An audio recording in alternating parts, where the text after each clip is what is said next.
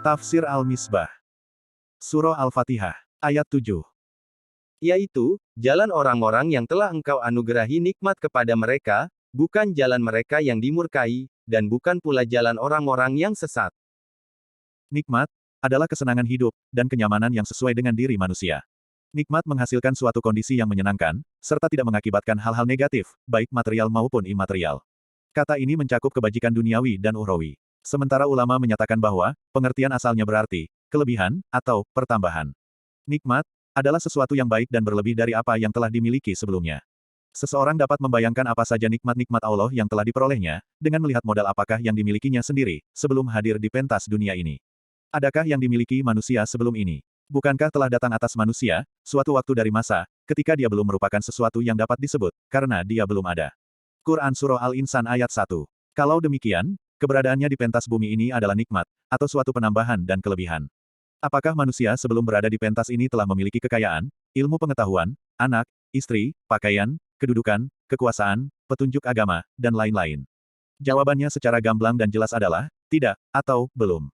Buktinya, ada manusia yang tidak memiliki, paling tidak sebagian, dari apa yang disebut itu. Kalau demikian, kesemuanya itu adalah nikmat-nikmat Allah, sehingga pada akhirnya, apapun yang berada dalam diri manusia, dalam lingkungan, bahkan di seluruh alam raya ini, kesemuanya adalah nikmat Allah, sehingga tepatlah ayat Al-Quran yang menyatakan, Dia, Allah, telah menganugerahkan kepada kamu segala apa yang kamu minta atau butuhkan, dan apabila kamu menghitung-hitung nikmat Tuhan, niscaya kamu tak mampu menghinggakannya. Quran Surah Ibrahim ayat 34. Kamu tak mampu menghinggakannya, dalam arti tak mampu menghitungnya, karena dia tidak terbatas. Nikmat-nikmat Allah beraneka ragam dan bertingkat-tingkat, baik dari segi kualitas maupun kuantitasnya. Ada yang memperoleh tambahan yang banyak, ada pula yang sedikit. Ada tambahan yang sangat bernilai, ada pula yang relatif kurang. Kata, nikmah, atau nikmat, yang dimaksud oleh ayat terakhir Al-Fatihah ini, adalah nikmat yang paling bernilai, yang tanpa nikmat itu, nikmat-nikmat lainnya tidak akan mempunyai nilai yang berarti, bahkan dapat menjadi nikmah, yakni bencana.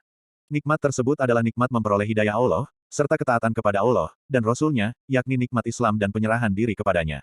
Memang, seringkali, Al-Quran menggunakan kata nikmah atau nikmat, untuk makna-makna tersebut. Perhatikan antara lain firman-Nya dalam Quran Surah Ali Imran ayat 103, berpegang teguhlah kamu semuanya kepada tali agama Allah, dan janganlah kamu bercerai-berai, dan ingatlah akan nikmat Allah kepadamu ketika kamu dahulu, masa jahiliyah, bermusuh-musuhan, maka Allah mempersatukan hatimu, lalu menjadilah kamu, karena nikmat Allah, orang-orang yang bersaudara, dan kamu telah berada di tepi jurang neraka, lalu Allah menyelamatkan kamu daripadanya. Demikianlah Allah menerangkan ayat-ayatnya kepadamu, agar kamu mendapat petunjuk. Nikmat Allah yang dimaksud oleh ayat ini adalah tuntunan agama Islam. Demikian juga yang dimaksud dengan firman-Nya dalam Quran Surah Ad-Duha ayat 11. Dan terhadap nikmat Tuhanmu maka hendaklah kamu menyampaikannya, yakni nikmat ilahi berupa tuntunan agama yang engkau terima, wahai Muhammad Shallallahu Alaihi Wasallam, sehingga engkau tidak tersesat jalan, nikmat itu hendaklah kamu sampaikan dan ajarkan kepada manusia. Mereka yang taat melaksanakan pesan-pesan ilahi, yang merupakan nikmat terbesar itu, mereka itulah yang masuk dan menelusuri Ash-Sirat Al-Mustaqim, sebagaimana hal ini secara tegas dinyatakan dalam Quran Surah An-Nisa ayat 69. Dan barang siapa yang mentaati Allah dan Rasul-Nya, mereka itu akan bersama-sama dengan orang-orang yang dianugerahi nikmat oleh Allah, yaitu para nabi, para siddiqin, para syuhada, dan orang-orang soleh. Dan mereka itulah teman yang sebaik-baiknya. Dari sini dapat diketahui bahwa, terdapat 4 kelompok manusia yang telah mendapat nikmat khusus dari Allah Subhanahu wa Ta'ala, yaitu nikmat keagamaan, dan jalan kelompok-kelompok itulah yang dimohonkan, agar ditelusuri pula oleh pembaca ayat ke-7 surah Al-Fatihah ini. Kelompok pertama adalah para nabi, yaitu mereka yang dipilih Allah untuk memperoleh bimbingan sekaligus ditugasi untuk menuntun manusia menuju kebenaran ilahi. Mereka yang selalu berucap dan bersikap benar, serta memiliki kesungguhan, amanat, kecerdasan, dan keterbukaan, sehingga mereka menyampaikan segala sesuatu yang harus disampaikan. Mereka adalah orang-orang yang terpelihara identitas mereka, sehingga tidak melakukan dosa atau pelanggaran apapun. Kelompok kedua adalah para siddiqin, yaitu orang-orang dengan pengertian apapun selalu benar dan jujur. Mereka tidak ternodai oleh kebatilan, tidak pula mengambil sikap yang bertentangan dengan kebenaran. Nampak di pelupuk mata mereka yang hak. Mereka selalu mendapat bimbingan ilahi, walau tingkatnya berada di bawah tingkat bimbingan yang diperoleh para nabi dan rasul. Kelompok ketiga adalah para syuhada, yakni mereka yang bersaksi atas kebenaran dan kebajikan, melalui ucapan dan tindakan mereka, walau harus mengorbankan nyawanya sekalipun, dan atau, mereka disaksikan kebenaran dan kebajikannya oleh Allah Subhanahu wa Ta'ala, para malaikat, dan lingkungan mereka.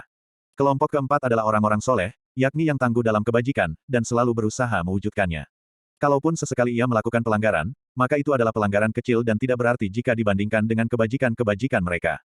Melalui ayat ketujuh ini, kita bermohon kiranya mereka, siapa, kapan dan dimanapun, menjadi panutan kita dalam kehidupan ini. Menapak tilas jejak mereka, berarti mengikuti mereka, dan berada bersama mereka. Sebelum melanjutkan penafsiran penggalan ayat berikut, perlu direnungkan kandungan ayat ini, yang membatasi nikmat Tuhan yang sangat bernilai, hanya dalam bidang-bidang ketaatan beragama kepadanya, atau dalam bidang-bidang kebenaran dan kebajikan, tanpa menyinggung nikmat-nikmat lain, seperti kesehatan, kekayaan, kedudukan dan sebagainya. Pembatasan ini akan lebih terasa lagi dengan adanya penggalan ayat berikut, yaitu, bukan jalan mereka yang dimurkai, dan bukan pula jalan mereka yang sesat. Bukankah di antara anggota kelompok yang disebut di atas ada yang memiliki kekayaan, kedudukan, dan sebagainya? Dari pembatasan makna nikmat hanya pada segi-segi keagamaan dan kebenaran saja, seseorang dapat memperoleh kesan bahwa pokok utama dalam kehidupan ini adalah mencapai kebenaran dan melakukan kebajikan. Segala nikmat atau segala kelebihan yang diperoleh, bila tidak dibarengi, perolehan dan pemanfaatannya, dengan kebenaran dan kebajikan, atau tuntunan agama, akan tidak mempunyai nilai yang berarti. Jika kekayaan tidak dibarengi dengan kebenaran, maka suatu ketika nikmat itu akan menjadi nikmat atau bencana. Demikian pula dengan nikmat-nikmat yang lain. Anak, kekayaan, kecantikan, kekuasaan, semuanya dapat menjadi bencana bila tidak dibarengi dengan tuntunan agama. Sebaliknya, jika kini Anda miskin tetapi nikmat kebenaran dan keberagamaan telah Anda raih, maka yakinlah, bahwa kemiskinan Anda tidak akan berarti, karena melalui kebenaran dan keberagamaan itu, Anda akan meningkat dan meningkat, hingga akhirnya mencapai kebahagiaan dan kenikmatan abadi. Semua malapetaka dan kekurangan ringan, selama tidak berkaitan dengan agama, demikian ucapan Umar radhiyallahu anhu. Ghair al-Maghdub alaihim. Kata al-Maghdub, berasal dari kata godop, yang dalam berbagai bentuknya memiliki keragaman makna, namun kesemuanya mengesankan sesuatu yang bersifat keras, kokoh, dan tegas. Singa, banteng, batu gunung, sesuatu yang merah padam, ingat wajah yang merah padam, kesemuanya digambarkan melalui akar kata, godop. Oleh karena itu, al-godop adalah sikap keras, tegas, kokoh, dan sukar tergoyahkan, yang diperankan oleh pelakunya terhadap objek, disertai dengan emosi. Sikap itu apabila diperankan oleh manusia dinamai amarah. Tetapi bila diperankan oleh Tuhan, maka walaupun ia diterjemahkan dengan amarah atau murka, namun maksudnya bukanlah seperti amarah makhluk yang bisanya lahir dari emosi. Dahulu para ulama salaf, yakni yang hidup pada abad pertama dan kedua hijrah, enggan menafsirkan kata-kata seperti ini, tetapi ulama yang datang sesudah mereka, memahaminya sambil menjauhkan dari Allah Subhanahu wa Ta'ala segala sifat kekurangan, dan sifat yang dapat disandang makhluk. Mereka memahaminya dalam arti kehendaknya untuk melakukan tindakan keras dan tegas terhadap mereka yang membangkang perintahnya. Dengan kata lain, ia bermakna ancaman siksa yang puncaknya adalah yang bersangkutan pasti merasakan dijatuhkan, kepada mereka yang mempersekutukan Allah dengan memasukkan dan mengekalkan mereka di neraka. Tingkat yang lebih rendah dari godop adalah tidak senang. Sejarah dan pengalaman sehari-hari membuktikan bahwa, ketaatan kepada Allah Subhanahu wa Ta'ala, atau dengan kata lain melaksanakan kebenaran dan kebajikan, menghasilkan imbalan baik, kalau bukan pada saat itu, paling tidak pada akhirnya. Demikian pula, pembangkangan terhadap kebenaran akan menimbulkan penyesalan, bahkan siksaan, paling sedikit adalah siksaan batin. Kalau bukan sesaat sesudah pelanggaran itu, maka tentu pada akhirnya. Tentang siapakah al-Maghdub alaihim, ayat ini tidak menjelaskannya. Sementara ulama tafsir berdasarkan keterangan suatu hadis Nabi Shallallahu Alaihi Wasallam menyatakan bahwa mereka adalah orang-orang Yahudi. Al-Quran juga memberitakan bahwa orang-orang Yahudi mengenal kebenaran namun enggan mengikutinya. Atas dasar ini, para ulama tafsir lain memperluas pengertian al-Maghdub alaihim, sehingga mencakup semua yang telah mengenal kebenaran namun enggan mengikutinya. Memang, penjelasan Rasul Shallallahu Alaihi Wasallam tentang arti penggalan ayat di atas, hanya sekadar sebagai contoh konkret yang beliau angkat dari masyarakat beliau. Mereka adalah orang-orang yang wajar mendapat siksa, atau ancaman siksa Tuhan, karena perbuatan-perbuatannya. Penjelasan Rasul ini tentunya bukan berarti bahwa, seluruh Bani Israel atau orang Yahudi mendapat murka. Yang mendapat murka hanyalah mereka yang melakukan pelanggaran. Sebaliknya orang yang bukan Yahudi apabila melakukan pelanggaran yang sama, tentu terancam pula dengan murka serupa. Murka dan nikmat Allah tidak dibaginya atas dasar ras, bangsa, dan keturunan, tetapi atas dasar niat dan tingkah laku. Al-Quran menegaskan, dan kesaksian sejarah membuktikan, bahwa sunatullah tidak berubah, tidak pula membeda-bedakan, sebagai sunatullah yang berlaku atas orang-orang yang terdahulu sebelum kamu, dan kamu sekali-kali tidak akan menjumpai perubahan pada sunatullah. Quran Surah Al-Ahzab ayat 62. Wajar sekali Rasul Shallallahu Alaihi Wasallam memberi contoh itu atau orang Yahudi, karena dari 24 kali kata godop dalam berbagai bentuk yang tercantum dalam Al-Quran, 12 kali adalah dalam konteks pembicaraan tentang pelanggaran-pelanggaran yang dilakukan oleh orang-orang Yahudi. Sedang sisanya, berkisar pada pembicaraan tentang amarah, sebagai naluri manusia, atau murka Tuhan yang ditujukan kepada orang-orang musyrik, atau penyembah berhala, orang munafik yang mengaku sebagai pengikut Nabi Muhammad Shallallahu Alaihi Wasallam, atau bahkan orang-orang Muslim yang melakukan pelanggaran tertentu. Melihat penggunaan dan konteks tersebut, wajar bila Yahudi dijadikan sebagai contoh konkret untuk arti al-Maghdub alaihim. Setelah menelusuri ayat-ayat Al-Quran, dapat disimpulkan bahwa pelanggaran orang Yahudi yang mengakibatkan murka Tuhan mencakup 1. Mengingkari tanda-tanda kebesaran ilahi. 2. Membunuh para nabi tanpa alasan yang benar. 3. Iri hati dan membangkang, akibat anugerah Allah untuk orang lain. 4. Membantah keterangan-keterangan Rasul. 5. Mempersekutukan Allah dan mempersonifikasikannya dalam bentuk sapi. 6. Melakukan pelanggaran-pelanggaran dalam perolehan rezeki seperti suap. 7. Menyalahgunakan kekuasaan dan lain-lain. Pelanggaran-pelanggaran yang juga dikaitkan dengan murka Tuhan, tetapi dikemukakan bukan dalam konteks pembicaraan menyangkut orang Yahudi, adalah 1. Membunuh seorang mukmin dengan sengaja tanpa alasan yang benar. 2. Berprasangka buruk kepada Tuhan, serta meragukan kehadiran bantuannya. 3. Lari dari peperangan atau perjuangan membela kebenaran. 4. Murtad atau memilih kekufuran sebagai ganti keimanan, atau menentang ajaran agama yang hak. 5. Perzinaan yang dilakukan seorang wanita yang sedang terikat perkawinan tanpa bertobat. Dalam ayat ke-7 surah Al-Fatihah ini, tidak dijelaskan siapa yang dimurkai Tuhan itu, namun dari penelusuran, seperti yang dilakukan di atas, kita dapat menemukan bahwa, siapapun yang melakukan pelanggaran semacam itu, pasti dimurkai Tuhan. Di sisi lain, perlu ditegaskan bahwa, walaupun telah ditemukan macam-macam pelanggaran yang mengakibatkan godok, murka Tuhan, tetapi itu bukan berarti bahwa, hanya pelanggaran yang disebutkan itulah yang dapat mengakibatkan dosa atau siksa Tuhan, karena masih banyak pelanggaran lain yang tidak dikaitkan secara tegas dengan kata godok. Masih banyak siksa dan kegagalan hidup yang dialami seseorang, yang bukan sebagai akibat pelanggaran-pelanggaran yang disebut di atas. Kembali kepada redaksi ayat Ghair al-Maghdub alaihim, bukan orang-orang yang dimurkai. Kalau di atas telah dijelaskan siapa yang mendapat murka, kini kita dapat bertanya siapa yang murka. Agaknya cukup jelas bahwa yang murka adalah Allah Subhanahu wa Ta'ala. Jika demikian, mengapa ayat ini tidak menyebutnya secara langsung? Melalui redaksi ayat ke-7 ini, Allah Subhanahu wa Ta'ala mengajarkan manusia agar tidak menisbahkan sesuatu yang berkesan negatif terhadap Allah Subhanahu wa Ta'ala. Ketika berbicara tentang nikmat, secara tegas dinyatakan bahwa sumbernya adalah Allah Subhanahu wa Ta'ala. Perhatikanlah firman-Nya, Sirat Al-Lazina, An'amta alaihim, artinya, jalan orang-orang yang engkau beri nikmat. Tetapi ketika berbicara tentang murka, pelakunya tidak dijelaskan siapa dia. Ayat ini tidak menyatakan jalan orang yang telah engkau murkai, tetapi yang dimurkai. Ini, karena penganugerahan nikmat adalah sesuatu yang terpuji, sehingga wajar disandarkan kepada Allah. Sedang murka, secara umum dapat dikatakan buruk, karena itu tidak disandarkan kepada Allah Subhanahu wa Ta'ala. Rasul Shallallahu Alaihi Wasallam mewasiatkan kepada salah seorang sahabat beliau, jangan marah. Hadis riwayat Bukhari, melalui Abu Hurairah. Al-Quran memuji orang-orang yang mampu menahan amarahnya, dan menjadikan kemampuan ini sebagai salah satu ciri ketakwaan. Baca Quran Surah Ali Imran ayat 134. Al-Quran mengajarkan bahwa, segala yang terpuji dan indah bersumber darinya, sedang yang tercela, carilah penyebabnya pada diri sendiri. Perhatikan ucapan Nabi Ibrahim alaihissalam, yang diabadikan Al-Quran, apabila aku sakit maka dia yang menyembuhkanku. Quran Surah Asy-Syu'ara, ayat 80.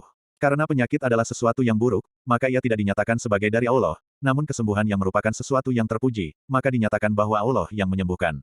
Sekali lagi baca firman Allah dalam surah Al-Kahfi ayat 18, yang mengisahkan perjalanan Nabi Musa alaihissalam bersama seorang hamba pilihan Allah.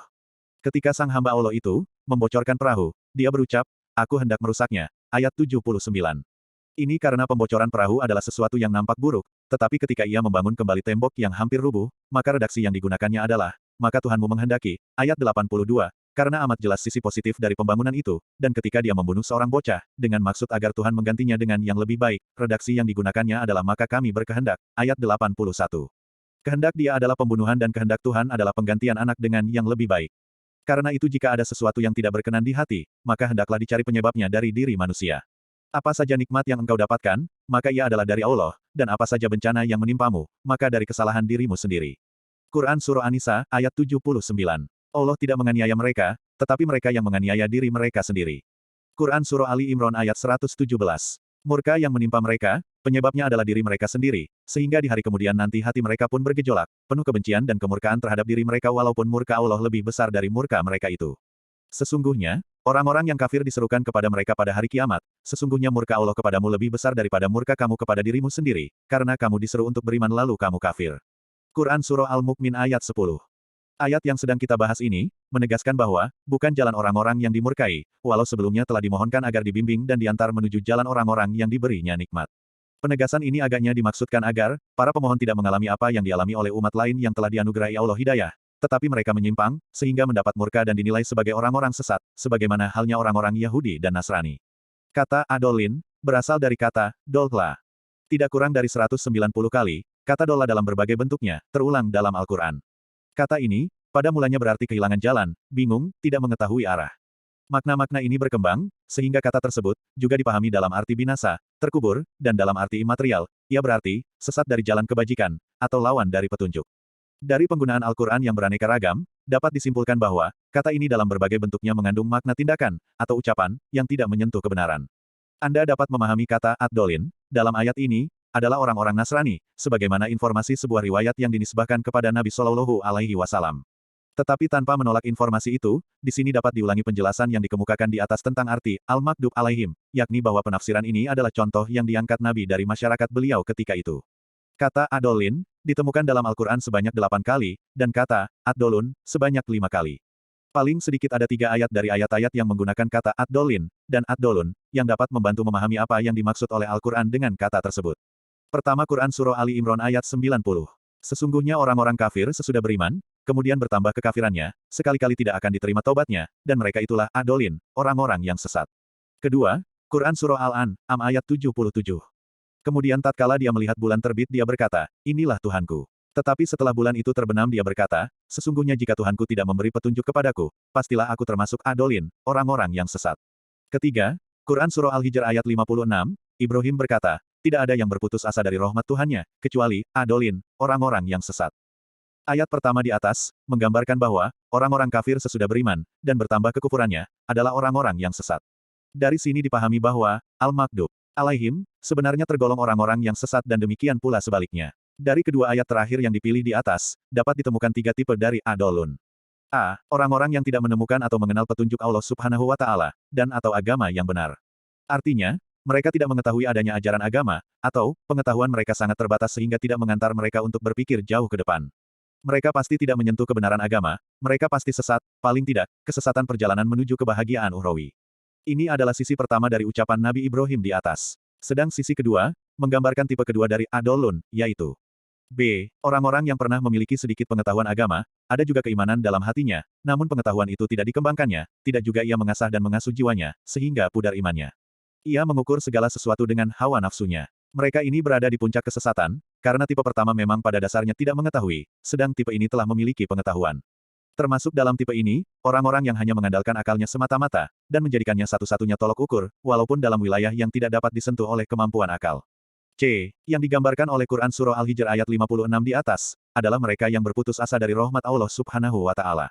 Banyak ragam keputusasaan, dan banyak pula penyebabnya, seperti putus asa akan kesembuhan, pencapaian sukses, pengampunan dosa, dan lain-lain, yang kesemuanya berakhir pada tidak bersangka baik kepada Allah Subhanahu wa Ta'ala. Demikian ayat terakhir surah Al-Fatihah ini, mengajarkan manusia agar bermohon kepada Allah, kiranya ia diberi petunjuk olehnya, sehingga mampu menelusuri jalan luas lagi lurus, jalan yang pernah ditempuh oleh orang-orang yang telah memperoleh sukses dalam kehidupan ini, bukan jalan orang yang gagal dalam kehidupan ini, karena tidak mengetahui arah yang benar. Atau, mengetahuinya tetapi enggan untuk menelusurinya. Ayat ini juga mengajarkan kaum muslimin agar selalu optimis menghadapi hidup ini, bukankah nikmat Allah selalu tercurah kepada hamba-hambanya? Amin. Dianjurkan, mengakhiri bacaan surah ini dengan ucapan, Amin, walaupun kata ini bukan bagian dari surah Al-Fatihah. Terdapat beberapa pendapat tentang makna, Amin, antara lain. 1. Ya Allah perkenankanlah. Demikian pendapat mayoritas ulama. 2. Ya Allah, lakukanlah. 3. Demikian itu ya Allah. Maka semoga engkau mengabulkannya. 4. Jangan kecewakan kami ya Allah. 5. Amin adalah salah satu nama Allah Subhanahu wa Ta'ala. Jika pengertian Amin dikaitkan langsung dengan ayat-ayat surah Al-Fatihah, maka permohonan yang kita ajukan adalah kandungan ayat ke-7, dan dengan demikian permohonan itu diakhiri dengan permohonan baru, yaitu, Amin, yakni, kiranya Allah memperkenankan dan tidak mengecewakan pemohon. Tetapi jika Amin dikaitkan dengan bunyi salah satu hadis, maka permohonan itu mencakup seluruh ayat-ayat surah Al-Fatihah. Sebelum ini, telah dikemukakan hadis riwayat Imam Muslim, melalui Abu Hurairah yang menyatakan bahwa, Allah membagi surah Al-Fatihah separuh untuknya, dan separuh untuk hambanya, dan bahwa setiap seseorang membaca satu ayat dari surah ini, maka Allah menyambutnya. Riwayat tersebut tidak menyebut basmalah sebagai salah satu ayat Al-Fatihah, dan karena itu, hadis tersebut merupakan salah satu dalil yang dikemukakan penganut mazhab Imam Malik, untuk menjadi bukti bahwa basmalah bukan ayat dari Al-Fatihah. Berikut ini akan penulis kemukakan riwayat lain yang menyebut basmalah. Diriwayatkan dari Sayyidina Ali ibnu Abi Thalib berkata, sesungguhnya aku telah mendengar Rasulullah Shallallahu Alaihi Wasallam bersabda, bahwa Allah Subhanahu Wa Taala berfirman, aku membagi surah Al-Fatihah menjadi 2 bagian, setengahnya untukku, dan setengahnya buat hambaku. Apa yang dimintanya akan kuperkenankan. Apabila ia membaca, Bismillah-ar-Rahman-ar-Rahim, Allah berfirman, hambaku memulai pekerjaannya dengan menyebut namaku, maka menjadi kewajibanku untuk menyempurnakan seluruh pekerjaannya, serta memberkati seluruh keadaannya.